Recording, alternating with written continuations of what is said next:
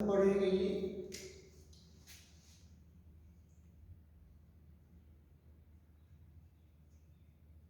distillation of azeotropic mixtures. In fact,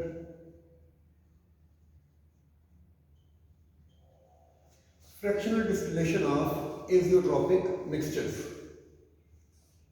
हम ये बात पिछले लेक्चर में देख चुके हैं कि लेट्स से कि हमारे पास एक मिक्सचर है लिक्विड ए और लिक्विड बी का।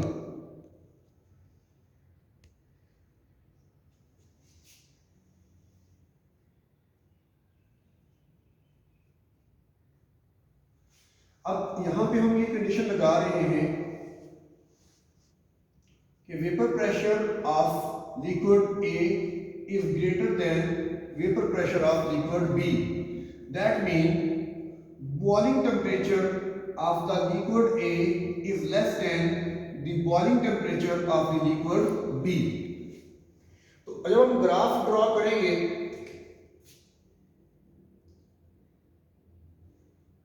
लेट्स से ये शो करता है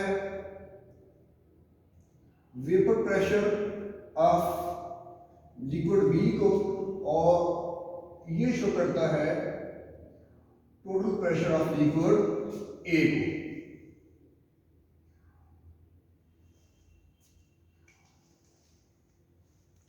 मैंने आपको बताया कि टाइप 1 के लिए ये बिल्कुल स्ट्रेट लाइन बनती है,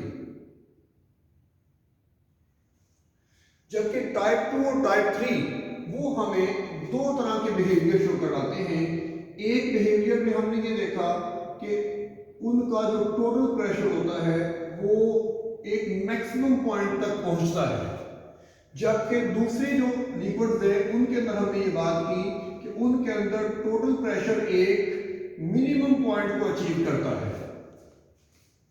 इस मैक्सिमम और मिनिमम पॉइंट को ध्यान में रखना चाहिए।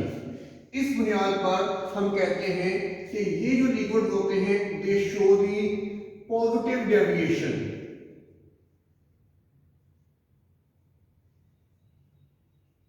और ये लिक्विड शो करते हैं negative deviation.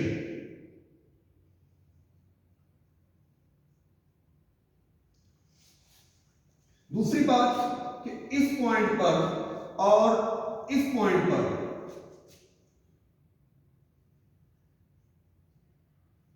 Composition of vapour mixture become equal to the composition of liquid mixture।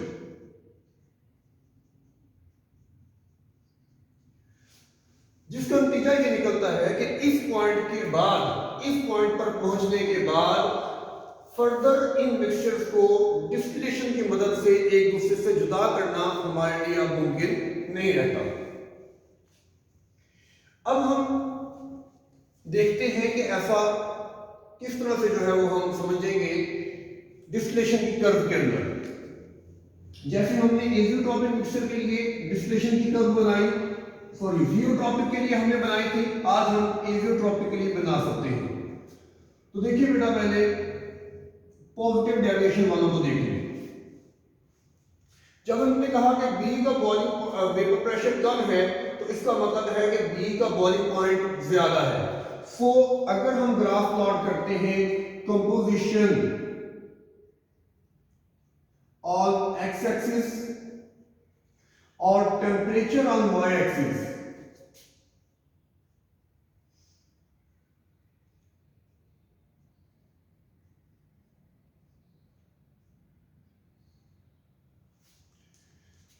तो बी का बॉइलिंग पॉइंट ग्रेटर होगा, जबकि ए का boiling point that will be smaller।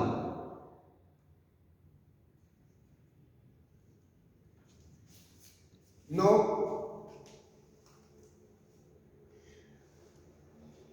पहले हम पॉजिटिव डेविएशन वाले की बात करते हैं। पॉजिटिव डेविएशन में उसका जो वेपर प्रेशर है वो एक मैक्सिमम पॉइंट तक पहुंचता है, इसका मतलब ये है कि जब वेपर प्रेशर मैक्सिमम पॉइंट पे है तो बॉइलिंग पॉइंट मिनिमम पॉइंट पे है।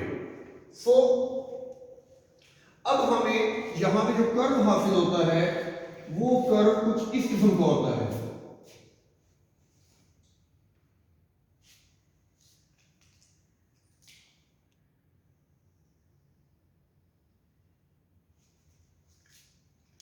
ये जो पॉइंट हमारे पास आया है, this point belongs to minimum boiling point.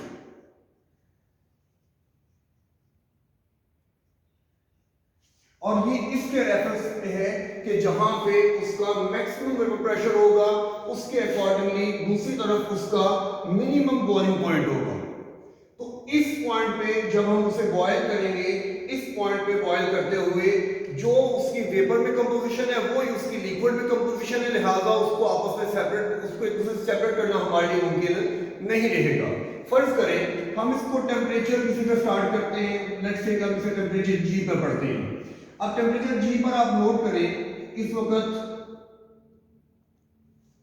ये आप जानते हैं नीचे वाली कर्व जो है वो लिक्विड की होती है और ऊपर वाली कर्व जो है वो वेपर की होती है। अच्छा, इस वक्त आप देखें लिक्विड की कंपोजिशन क्या है और वेपर की कंपोजिशन क्या है, वो डिफरेंट है। लेकिन जो जो आप आगे बढ़ते जाएंगे इन वेपर्स को आप लिक्विड बनाकर दोबारा आगे स्टडी करेंगे। ये वेपर्स यहाँ पे ये कंपोजिशन शो कर रहे हैं, अब वेपर्स को दोबारा आप लिक्विड बनाएं, वो इस टेम्परेचर पर बॉयल करेगा तो उसकी फिर आप देखें कि वेपर की कंपोजिशन क्या बन जाएगी, ये बन जाएगी। इसी तरह आप आगे चलते जाएंगे तो अल्टीमेटली ये पॉइंट जरूर दरमियान में आएगा। यानी आप जहां से मर्जी स्टार्ट करें, जिस मर्जी कंपोजिशन से स्टार्ट करें, अल्टीमेटली हमारा मिक्सचर इस कंपोजिशन में पहुंचता है, जिसकी वजह से लिक्विड्स को इस पॉइंट के अलावा बाकी जगहों पर तो सेपरेट करना पॉसिबल होता है, लेकिन इस पॉइंट पर पहुंचकर इन दोनों लिक्विड्स को यहां से सेपरेट करना पॉसिबल नहीं रहता। तो ये तो बेटा बात हो गई पॉजिटिव डेविएशन करने वालों की। अब नेगेटिव डेविएशन की बात कैसे है तो उसके लिए हम देखेंगे एक और ग्राफ के अंदर। बिल्कुल इसी का ग्राफ है, इसी तरह का ग्राफ है, लेकिन उसके अंदर अब हमने नेगेटिव डेविएशन को शो करना है। उसी तरह से आप वाई एक्सिस पर टेम्परेचर को रिप्रेजेंट करें, एक्स एक्सिस पर आप कंपोजिशन को रिप्रेजेंट करें।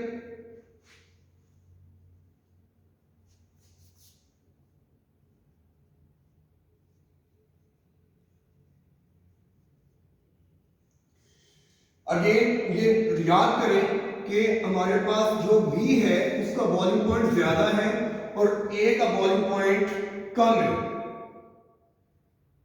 नाउ मिक्सचर के अंदर वेपर प्रेशर के लिहाज से एक मिनिमम पॉइंट आता है। वेपर प्रेशर के लिहाज से मिनिमम पॉइंट आने का मतलब ये है कि टेम्परेचर के लिहाज से, बॉइलिंग टेम्परेचर के लिहाज से एक मैक्सिमम पॉइंट आएगा। तो अब जो इसका कर्व बनेगा, अब इसका कर्व किस तरह से बनेगा, अब इसका कर्व जो इस तरह से बनेगा।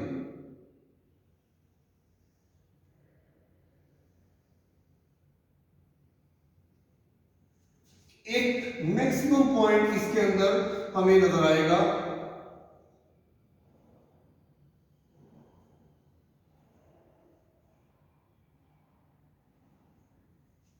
ये एक मैक्सिमम पॉइंट मिलेगा और ये मैक्सिमम पॉइंट जो आप देख रहे हो ये बिलोंग करता है इस पॉइंट के साथ कि जहां पे मिनिमम वेपर प्रेशर है उसके अगेंस्ट यहां पे मैक्सिमम बॉइलिंग पॉइंट है।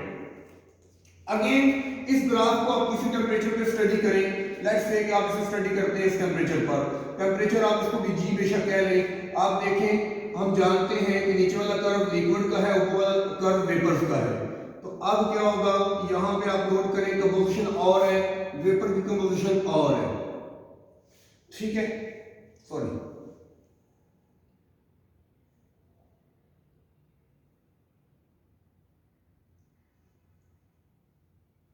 जी, ये इसके वेपर की कंपोजिशन शो कर रही है और ये इसके लिक्विड की कंपोजिशन को शो कर रही है। इसको आप आगे बढ़ाएंगे तो इसी तरह से ये कंपोजिशन भी इस पॉइंट पर जरूर पहुंचेगी और इस पॉइंट पर जब ये पहुंचेगी तो उसके नतीजे में हम ये देखेंगे कि इस पॉइंट पर पहुंचने के बाद अब उसको फर्दर सेपरेट करना जो है वो हमारे लिए मुमकिन नहीं रहता।